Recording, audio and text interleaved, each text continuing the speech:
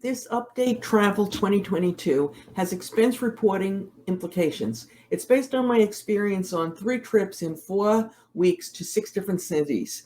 Half were US domestic, half were international. I'll share what I found on common issues related to expense reporting, what your travelers can expect, and more importantly, their impact of these expectations on expense reporting and what you should expect to see on employees' expense reports. To be clear, these were a result of circumstances beyond my control, a conference, a convention, and a wedding, for I would never plan this much travel in such a short period of time, especially in July. Hey guys, I'm Mary Schaefer, founder of AP Now, the place where we curate the latest business intelligence for those who work in, manage, or have responsibility for the payment and or the accounts payable function. Let's get started. So, to put the following discussion in perspective, my starting point for all these trips was the Philadelphia airport. From there, I flew to SeaTac for a trip to Tacoma, the Denver airport for a trip to both Denver and Breckenridge, Charles de Gaulle in France, or obviously to visit Paris, Vienna, and Brussels. So we were in all those airports for a variety of reasons, although when we were in Belgium, we stayed in Bruges, not Brussels. All right, let's start off talking about the time to check into the airport and why this is important for expense reporting reasons. Now, I'm sure you've read about it, but you need to allow plenty of time at the airport. And we found this to be true. Sometimes we zipped right through, but mostly we didn't. And if your employees don't leave enough time and they miss their flights, there's going to be additional expense reporting expenses related to their rebooking, meals, etc. So as much as you can beat into their heads, if you will, leave plenty of time for checking in.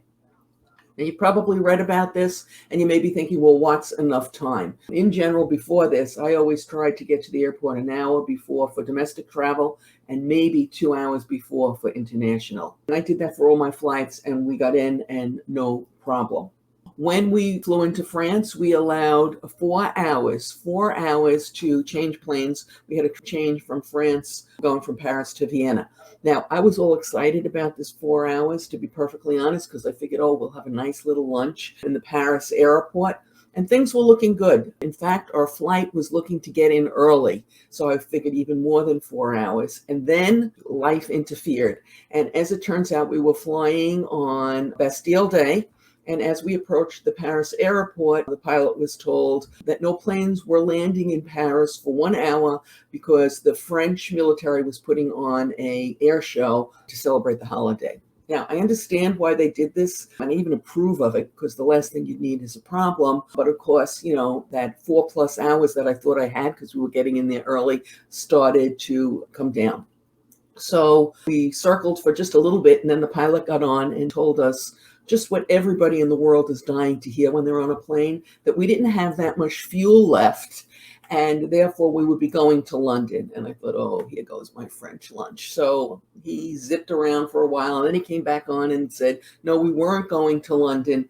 And apparently not having much fuel left might have been a good thing, because it appears we got put to the front of the line. And so we landed, and now we were only 15 minutes into that 4 hours, but I was still optimistic about my French lunch in Paris. So we had to retrieve our luggage. We had to go through customs like you go through. And I have to tell you, the French have a really spectacular way of doing it. And we zipped right through that part of it. So my hat's off to them. So then we got the luggage. We had to go out. Then we had to go drop our luggage off at Austrian Air.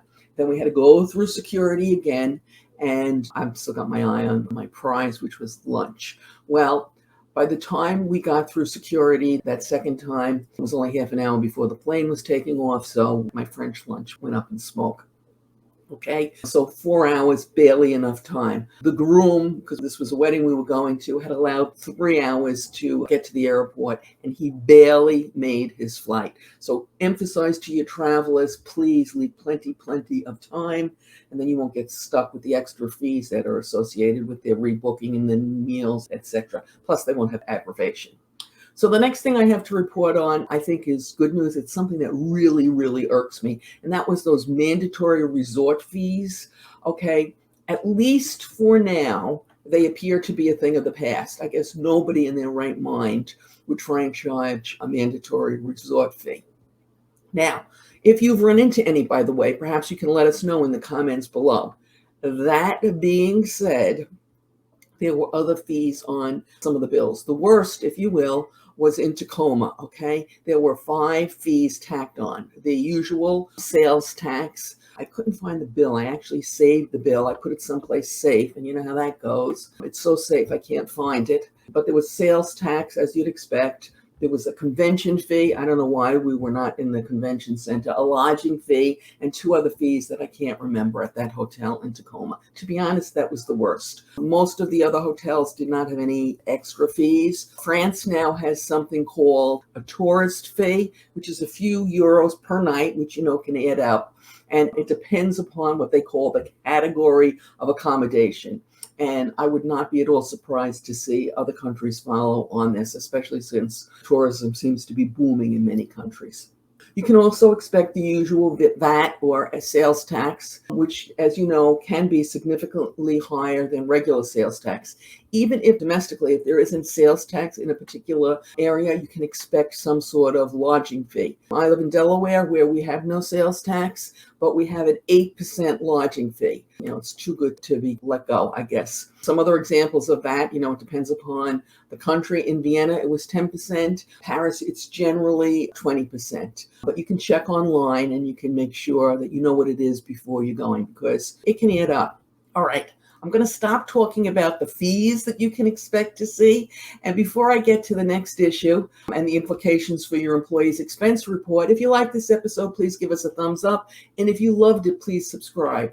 We produce new content for the channel 3 times a week. Tuesdays and Thursdays are devoted to payment and accounts payable issues, and that includes expense reporting, and Saturdays are reserved for Wordle. Those thumbs up and those comments that you give us really help us, as YouTube takes this as a signal that the content is of use and will distribute the video to more viewers, which is something we really appreciate.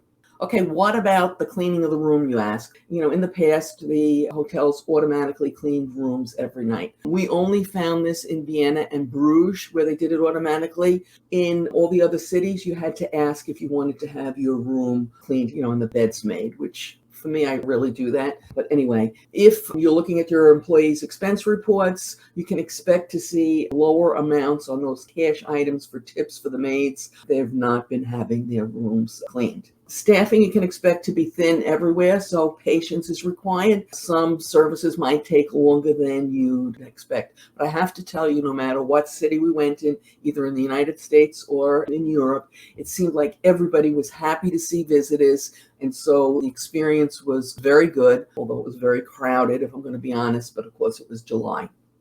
Okay, last thing, and this is really important for your international travelers. It is not an issue for domestic travelers, at least currently. And that is, a lot of countries are still doing what they call contract tracing. There's a form that's required. If you can fill it out before you go, you want to go ahead and do it. Now, we ran into this both coming back into the United States and going out. Going out, it was a form for France. I have to tell you, I didn't know about it till we got to the airport. It turned out my husband did, and it was not so easy to fill out, especially on my little smartphone. Coming back into the United States, we got an email a few days before from American Airlines where we flew on, and we had to fill out the form, and it was very, very easy. So what you want to do is check before you go. Now, these forms can be difficult or not, as I indicated in the experiences that we had. And in fact, we did a whole video about the form that's currently being in use in not only France, but Malaga and Slovenia. You can watch it now using the link that will appear momentarily on YouTube and is in the show notes below. As always, we appreciate those thumbs up, those subscribes, those shares, and those comments. Happy traveling.